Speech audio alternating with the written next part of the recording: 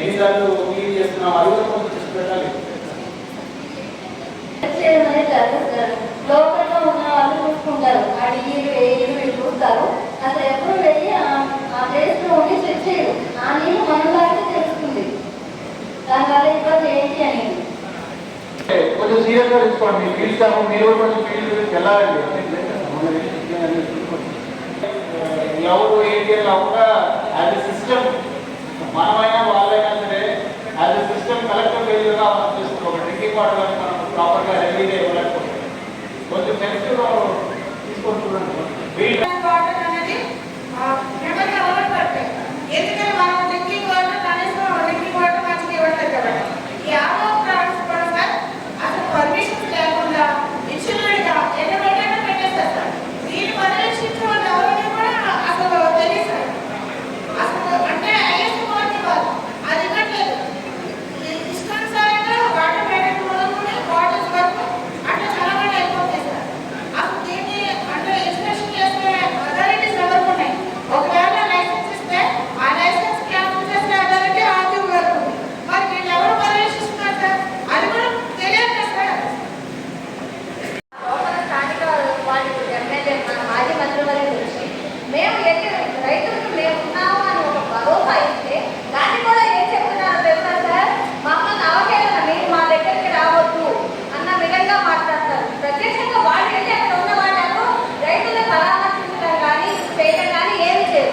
మేమైతే మళ్ళీ మమ్మల్ని అవహేళనగా మాట్లాడుతున్నారు. అదే 2024 ముందు గవర్నమెంట్ లో కాదు సార్, నేను చెప్పాను ఒకసారి వినండి సార్. ఇంతకు ముందు పడతామంటాం సార్. దానిపైన ఒకటి కట్టుకుంటున్నారు. రోడ్లంతా మట్టి కొంచెం పోలేస్తున్నారు సార్. చిరుగల పనులు ఎలర్జీగా పోతుంటే మా వాళ్ళు అధ్యక్షులు చేస్తే ఏం చేస్తారో తెలియదు. రెవెన్యూ వాళ్ళు పట్టించుకోరు, మైనింగ్ వాళ్ళు పట్టించుకోరు సార్. ఎందుకని ఇట్లా బిహేవ్ చేస్తున్నారో తెలియట్లేదు సార్. మట్టి మొత్తం తరలిపోతుంది సార్, జిల్లా తరలిపోతుంది సార్.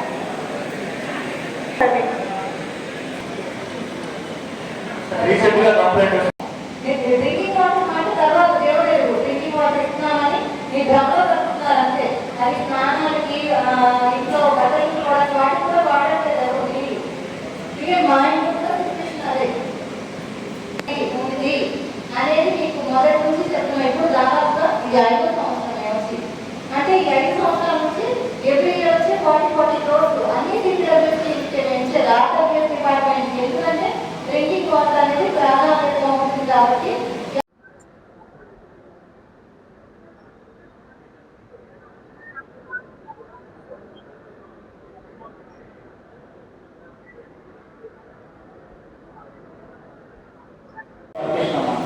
సిమిలర్గా మామూలుగా ఈ food safety commission health commission కింద వస్తాయి. ఇవన్నీ కూడా లాస్ట్ టైం 2024లో 2023లోనో వెరిఫికేషన్ కూడా పంచాయత్ సెక్రటరీస్కే అధికారం ఇచ్చినారు. మేము ఒకసారి గ్రూప్ పొజిషన్ చెక్ చేసి ఫుడ్ సేఫ్టీ వాళ్ళు, ఆర్డబ్ల్యూఎస్ వాళ్ళు, పంచాయత్ సెక్రటరీ వాళ్ళు కోఆర్డినేషన్తో కొంచెం ఈ మానిటరింగ్ ప్రాపర్గా విచలవిడిగా చేయకుండా అట్లీస్ట్ వాళ్ళు క్వాలిటీ మెయింటైన్ చేస్తున్నారా లేదా అనేది కూడా అట్లీస్ట్ ఒక డ్రైవర్ అని పెట్టిస్తాం. చూడండి